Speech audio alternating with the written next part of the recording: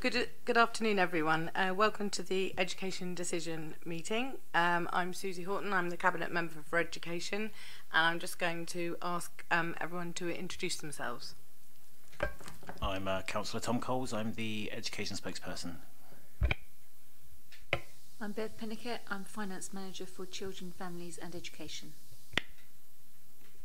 I'm Alison Edgerton. I'm the Group Accountant with the responsibility for schools. I'm Nisa Gallagher from Democratic Services. Thank you. So just some housekeeping and safety information. If the continuous fire alarm sounds, please evacuate the room and public gallery by the stairwells. Do not attempt to use the lifts, and please assemble at Queen Victoria's statue in front of the civic offices. May I draw everyone's attention to the fact that this meeting will be live streamed from a fixed camera at a fixed location at the back of the meeting room, and the recording will be on the council's website. Members of the public are also permitted to record the meeting on the understanding that it neither disrupts the meeting nor records those stating explicitly they do not wish to be recorded. And finally, may I ask everyone to use the microphones provided when they are speaking. And we have been joined by... Sorry, Mike Stoneman, Deputy Director, Children's Services. Thank you, Mike. Okay, right, we shall move on to the agenda. The first item is apologies for absence. No apologies received. Okay. Second item, declarations of members' interests. I think I know what Tom's going to say. I'm on the Academy Advisory Board at Penhale Infants. Okay, anyone else? And I am Vice Chair of Governors at Craneswater Junior School. Okay, so item 3 is the Dedicated Schools Grant 2018-19 Quarter 1 Budget Monitoring, and I understand Alison is going to deliver this. Good afternoon. This report sets out the forecast position for the Dedicated Schools Grant for the first quarter of 18-19 as at the end of June 2018. The budget was approved in January 18 with subsequent revisions in July 18. And whilst these have been approved after the closure of the first quarter's accounts, the adjustments have been included within the report to ensure the forecast reflects the current position. At the end of the quarter, as the end of the quarter comes partway through the summer term, there are a number of budgets that we have been unable to forecast the out-term position, as we do not yet have the number of pupil data as at the end of the term. This relates mostly to early years and also to the Element 3 top-up that we pay for special schools, inclusion centres and alternative provision settings. Therefore, those budgets are currently forecast to be coming on budget. However, we would like to draw your attention to the forecasts which are related to special schools, Element 3 top-up in the mainstream schools, out-of-city providers and financial support to special schools, all of which are predicted to overspend, and the reasons for those overspends are detailed in the report. The current pressures are being managed through the use of the carry forward, which is detailed in Table 5 in the report. And finally, just wanted to note that the report asks the Cabinet Member to note the forecast year-end position as at the 30th of June and any accompanying explanations within the report. I'm happy to take any questions. Thank you, Alison. Has anyone got any questions or comments to make? You right about that? Do you want to make any additional comments, Mike? No. Okay, I think it's really, really clear. I think it's been stated at several meetings about using the carry forward to plug this gap, and that's obviously something that's getting a lot of attention at the moment about how we can move forward and deal with that situation. Thank you, Alison. Okay, so the next item. Just to say that I note the forecast year-end budget position for the DSG as on the 30th of June 2018, together with the explanations contained within the report. So the next item is item 4, which is the Education Portfolio Budget Monitoring Report for the first quarter 2018-19, and I'll hand over to Beth to present this report. Thank you, Councillor.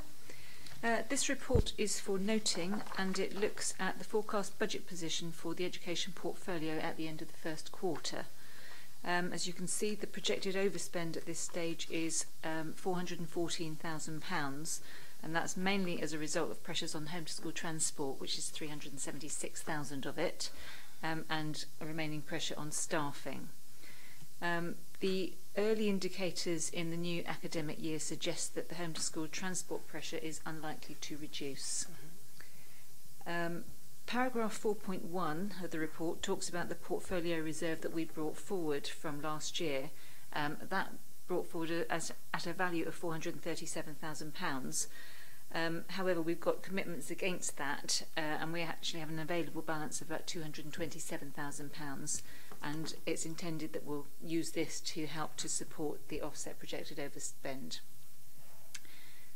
Moving on to section 5 of the report, that details the approved capital programme, and the appendix 1 shows details of the individual schemes there. There's a potential underspend on the capital schemes of £391,000, although the potential to realign the budgets within the capital programme and adjust the spending plans is currently under consideration. So in summary, the education budget is under pressure, and whilst officers are working to identify efficiencies, home to school transport remains an area of concern. Okay, thank you. Any questions, comments? No? Mike? And just to add that we obviously are managing these pressures really carefully. The home to school transport situation, we won't really know the full picture until October, but nevertheless we are managing it as best we can, and of course there are, in terms of the other areas of the service, I think that's looking fairly solid and robust. Okay, thank you. Okay then, in which case I note the education portfolio forecast revenue and capital budget positions end of June 2018, together with the variance and pressure explanations. Thank you very much for those reports. So now we come on to item 5, which is the change of age range for Portsmouth Primary School. Can you? I will cover this. I was expecting Caroline to be here, so so I'm not quite sure where she is. But yeah. Nevertheless, I can cover the report. Yeah. So I mean, this is fairly straightforward. Yeah. We're basically seeking approval from the Cabinet member to proceed to the representation stage of the statutory process, the formal process for publishing a proposal to change the age range of Portsmouth Primary School from 3 to 11 to 4 to 11 years. And as you'll see from the main body of the report, the main reason for doing this is financial stability, to enable the school to manage the provision better. School fully supportive of the age range change, but we do have to go through a statutory process to effect that change. Yeah. Thank you, Mike. So any questions about that? I think that's quite straightforward. It makes sense to have that kind of early year stuff together. I think it will help the school moving forward. Excellent. So just to say that I authorise the Director for Children's, Families and Education to proceed to the representation stage of the statutory process by publishing a proposal to change the age range of Portsmouth Primary School from 3 to 11 years to 4 to 11 years. Okay, so now we come on to item 6, which is the School Modernisation and Sufficiency Programme. Mike, would you be able to do this too? Yes, I think I can. Just bear with me. But yes, I'll be able to run through this. So essentially, we're asking you to note the progress on the School Modernisation Programme, and I'll take you briefly through that, and the Secondary School Sufficiency Project. So turning first to the School Modernisation Programme, this relates to the urgent condition works that we have to carry out on an annual basis for our LA maintained schools. It doesn't include academies. We've got some outstanding works in relation to the 17-18 programme, 4 live projects still going on there, and for 18-19, which obviously kicks off soon, we have a modernisation programme for 12 projects. And these, as I say, relate to urgent condition projects, things like boilers, roofs, and so forth. If we weren't to do them, then potentially the school may have to be closed. You've got in the annexes details about those projects, and what I can do is reassure you that everything is on track with regard to those projects outstanding for 17-18 and those that are planned for 18-19. So that's the first part of it. The second element is the secondary sufficiency schemes.